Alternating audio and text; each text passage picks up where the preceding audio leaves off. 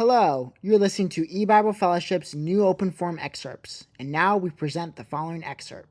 Welcome to our program. Please go ahead with your call. Hello. I was wondering, going back into some of my Bible studies with Mr. Camping, I'm trying to figure out why these two verses are tied together and the meaning behind them, if you don't mind. Psalm 139, 21 to 24. Psalm 139, 21.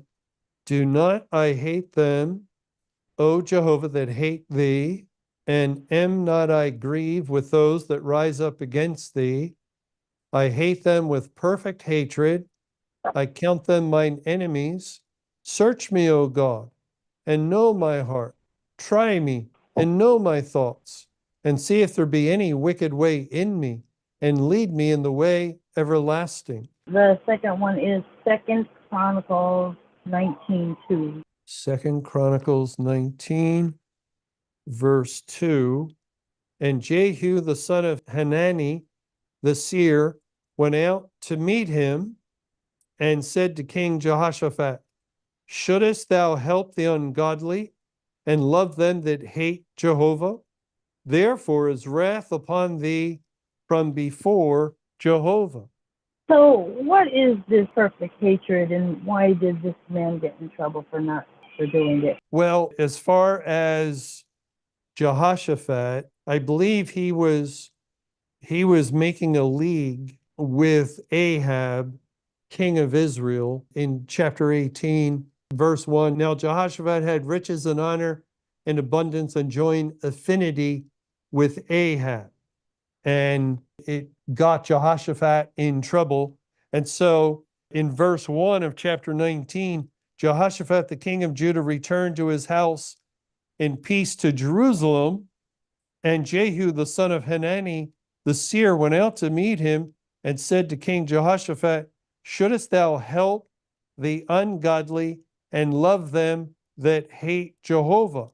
Therefore is wrath upon thee from before Jehovah.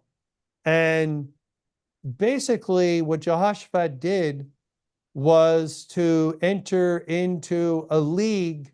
He was unequally yoked. You know, we think of being unequally yoked in marriage, and God does use it that way. But there's other areas of life too. It wouldn't be smart, it wouldn't be wise. I don't think it would be obedient for a child of God to partner with an unsaved person in a business. And just like it's unwise, it's contrary to the law of God for a Christian to marry a non-Christian, because you're going to have all kinds of built-in disagreements built into each other's heart, especially concerning the Lord's Day and what you're going to do as a couple, as a family, when you have children on the Lord's Day. Well, same thing with a business agreement. You know, we're going to start a business, and the one man, he's just looking to make a profit. That's okay. So are you. And so all's well. Well, you know what? We can make more money if we're open on Sunday. And no, Sunday's the Lord's Day. I don't want to work. And right away, you're going to have trouble.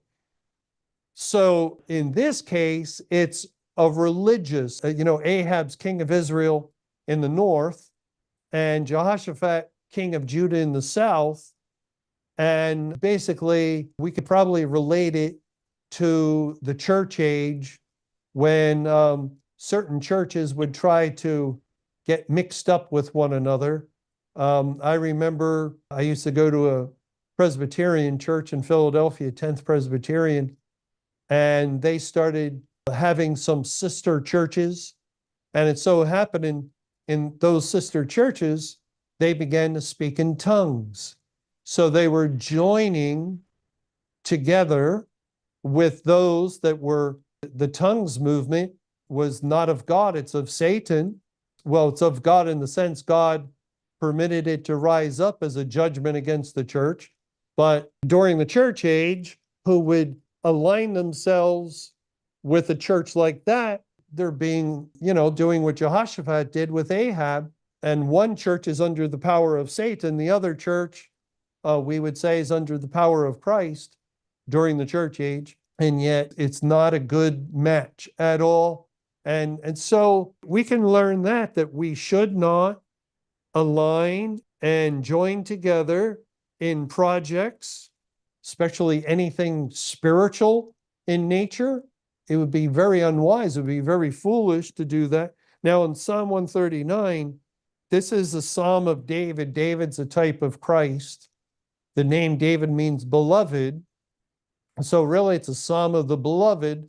Jesus is God's well-beloved son. So it's the Lord Jesus speaking. Do not I hate them, O Jehovah, that hate thee.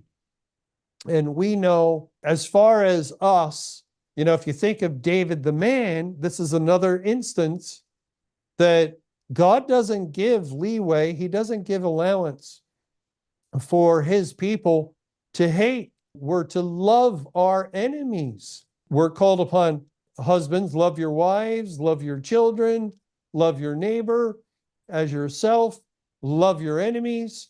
Well, who are we permitted to hate? We're not permitted to hate anyone. And it's only God who has perfect hatred. That is, it means it's righteous. It's not tainted by sin. It's not our hatred is often a feeling. It's an emotion. People dislike and hatred are very closely related. Like Ahab again said of Micaiah the prophet, when during this league, hundreds of false prophets of Baal prophesied with one voice, but Jehoshaphat was a true child of God. So he said, is there not a prophet of the Lord here besides? Ahab said, yes, there's one man, Micaiah, but I hate him because he never prophesies good concerning me. So people hate for various reasons. You're not friendly to me. Something you do annoys me. But God has perfect hatred. His hatred is expressed with the statement in Romans 9, Jacob I loved, Esau I hated. And God's hatred, or hatred itself, as far as God's perspective, it's not necessarily a feeling. It's not emotion. It's what God did when he made choice, when he chose his elect at the foundation of the world. I will choose this one. Everyone he chose, it's tied to his love, his everlasting love upon them. Those he did not choose, you see, he separated apart. And by not choosing them, he separated them. And in the Bible, hatred is tied to separation. Thanks for watching, and be on the lookout for more new open forum excerpts that will be added periodically.